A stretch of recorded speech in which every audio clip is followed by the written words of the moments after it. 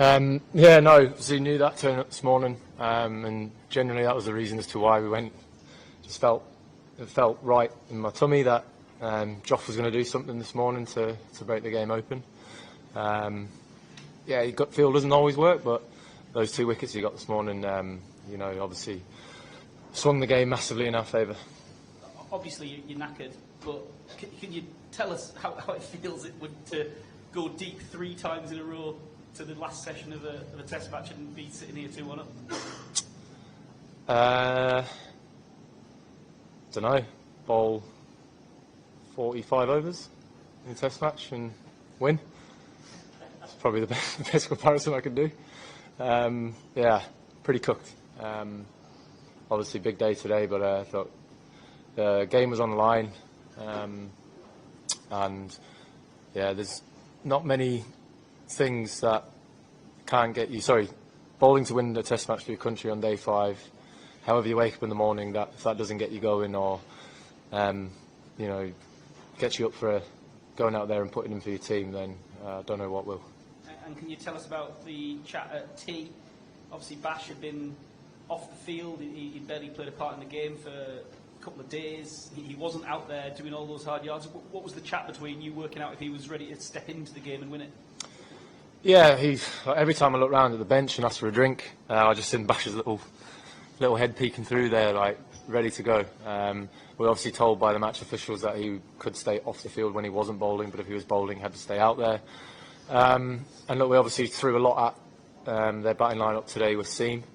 So yeah, just breaking that sort of flow of the game up with spin every now and again was obviously something I was going to go to, and yeah, starting off the session with Joff and spin was briefly spoken about. We all thought it was a good option, and yeah, it was great that Bash was able to get that last wicket with you know, what he had to deal with this week. Sky Sports, did you go ahead? No problem. What did you think of the tensions between the 2 teams? And did you think at any point that it crossed the line or not? No, I think in big series like this, there's always going to be a time and a moment where the 2 teams were going to clash. But you know, I'm all for it. I don't think it really stepped over the line. Look, I think at the end of it, if you think about it, there's 22 people out there playing for their country. It's the highest honour that you can do in in our given sport. So you can understand that sometimes the emotions and the tension can get quite high, but I don't think there's anyone in the Indian dressing room or anyone in the English dressing room that's going to bed, you know, going to cry themselves to sleep over what was said or done out there. You know, where sometimes it gets a little bit over-egged, I think, from an outsider's point of view. I don't think it overstepped the line from the Indian team or from our team, but yeah, there was always going to be a moment in a series like this when it was going to implode. It wasn't really boiling up to it; it just sort of happened. But look, it adds to the spectacle of England v India, doesn't it? We'll go Vish and then Stefan. Hi Ben, you mentioned there about gut feel with Jofra this morning. Did you say anything to him before you went out there to almost remind him of stuff 6 years ago? I just said to him this morning, I said, you know what today is, don't you? And it was that, you know, that highlight package from, I think, when India knocked off like 300 odd back in the day when Ganguly, he thought that was a World Cup final as well. He thought that was 6 years today. Genuine. And I was like, no, that World Cup that we won. He was like, oh, that one. Gosh, he's an absolute beauty, that boy. But yeah, just had that feeling, and yeah, those 2 wickets today. That Rishabh Pant one was obviously massive in a low sort of, you know, 4th innings run chase. Just off the back of it, you just called him a beauty there. It didn't look like you were very kind to him last night. Can I ask what that back and forth was? And it looked like he was going to try and apologise to you as you were walking off. Which one? Just yesterday when I think you kind of remonstrated when he was a square leg. I think he wanted a single instead of 2. And then, yeah, can I just ask about that? So he wanted me to come to mid-on and Kasi to go to leg slip so he could talk to me. But I didn't trust Kasi at leg slip, to be honest. Yeah. And was there any, did you talk to him about it stumps? Because obviously, like, I suppose he's not necessarily used to you captaining in this era because, you know, you like a fielders up and it looks like he just wanted to cover at certain points. Yeah, have you been, like, bringing him up to speed? No, honestly, that whole thing was he wanted me to come to mid-on so we could chat about what he's trying to do. Yeah. It's quite sweet, that. Yeah. Stefan, Chris, yeah? A couple of years ago, there was obviously the Ashes test with the Johnny stumping. You guys seemed to feed off that when you got back into the series. The tension between the sides in this game, did it give you guys an extra edge? You seemed really up for it after what happened on Saturday night.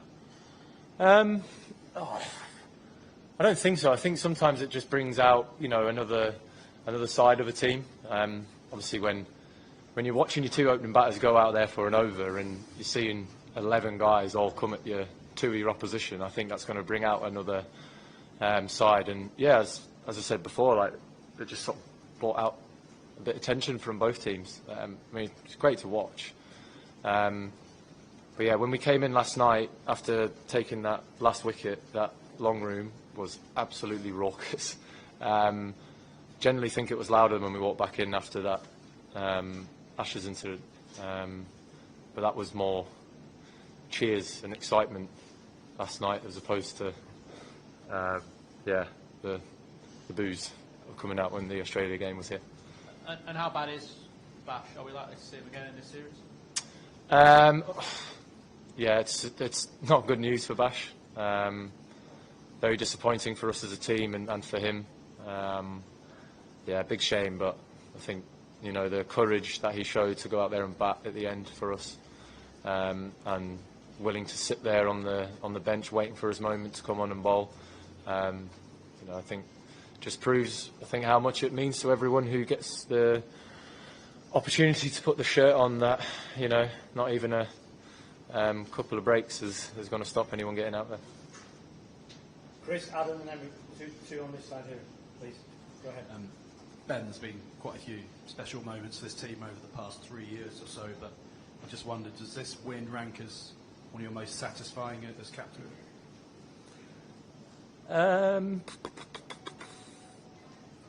Don't know. Like, I think for me, like, winning on day 5 by 22 runs like we did is probably one of the most subdued celebrations I've ever been on for an England win.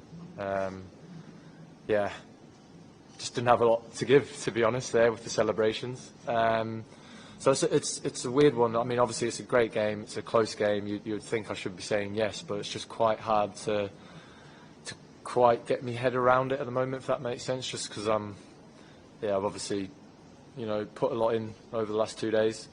So when you're physically and emotionally tired, it's hard to, I don't know, properly feel it. I reckon in 2 days' time I'll be pretty pumped.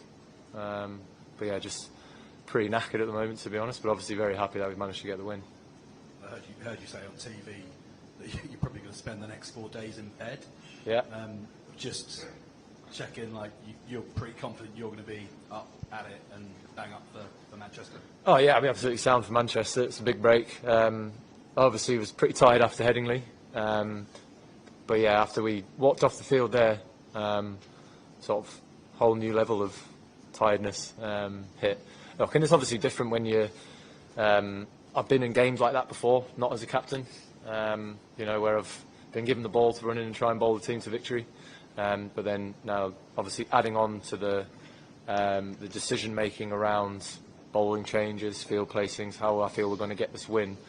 You know, obviously there's the physical element of bowling in the 4th innings, but then it shouldn't be underestimated how the emotional and mental tiredness does also get you as well.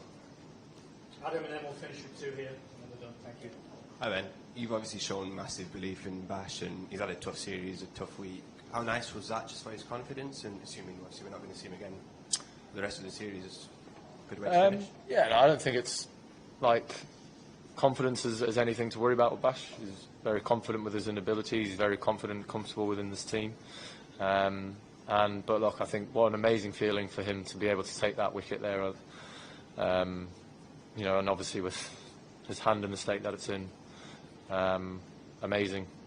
Just, yeah, very proud of the way that he went about the rest of the week after having to come off the field. I think there would be a lot of people who might not necessarily have been brave enough to go out there and face, Bumrah, and then also put himself up for, wanting to get out there and bowl and help his team. Last two here. Ben, just want to ask that how much bowler Ben Stokes listened to Captain Ben Stokes when he was delivering the 7 overs in a trot, 8 overs in a trot. They kept showing us Brendan McCullum's face. He was just trying to send some messages to Tim Southey. So they were always showing this. So is there a communication between the Captain Ben Stokes and bowler Ben Stokes when you were continuously coming with the spins after? You're trying to say we've got a little man on my shoulder or something? No, I think, look, obviously yesterday, it came down but there was more cricket to be played. Today there wasn't. Game was on the line, and that obviously is a completely different element and aspect to what it was last night. Obviously put a big shift in yesterday,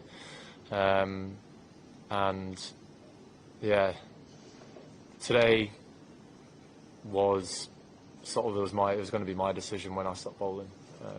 As soon as I felt like I was not the person to break this game open or take the wicket, that's when I decided, right, enough's enough. Change the bowlers up, because look, although I felt threatening for most of the day, when batters are in, they feel more comfortable against whoever it is. So obviously changing who you bring on and giving a batter a sort of new new bowler to line up to think about facing. That was sort of the decision today. But I was trying to bowl and win a game for my team. Last one, Mike, please. Last 2 or 3 years, Ben, we've obviously celebrated a lot of blazing hitting, and quite rightly so, but in games like this, does it make you appreciate even more the measured approach of someone like Root, top scorer in both innings, faced most balls in both England innings, and he must have virtually honours board to himself in the dressing room now, hasn't he? He should do, definitely. That's his 9th, is it, or 800? 8th? Yeah, he seems to be doing the first man to do this a lot for England at the moment. It's amazing to be in a dressing room with greatness. We've known each other since we were like 12, 13 years old, so to be still playing for England together is pretty amazing. He's still the same old Joe Root that he was back in the day. And look, I think the way in which this whole game played out, scoring freely was very, very tough. It wasn't a wicket that you felt like you could actually get huge value for your shots. So it was about, biding your time and just,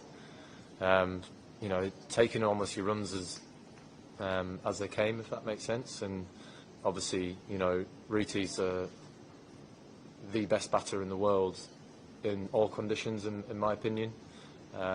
He read the situation very, very well, as did, I thought, Ollie Pope as well. It was very clear that it wasn't going to be one of those wickets where you could, play those big drives on the up or get out of the ball because of how slow it was. And obviously when the ball went a little bit softer, it became even harder. But then when it came to batting in the third innings, it was a completely different game with that new ball. It was interesting test match to be a part of as a batter, with the amount of changes that the wicket sort of threw at you. But and even again, our third innings, we honestly felt that 190 runs was going to be very, very tough to chase down because of how that wicket had changed. The invariable bounce, some keeping low, some going through the top. So, we were actually very confident that we had a good score, but we knew we would have to bowl well. Okay, brilliant. Thanks, Ben. Thanks, guys. Thanks, everyone.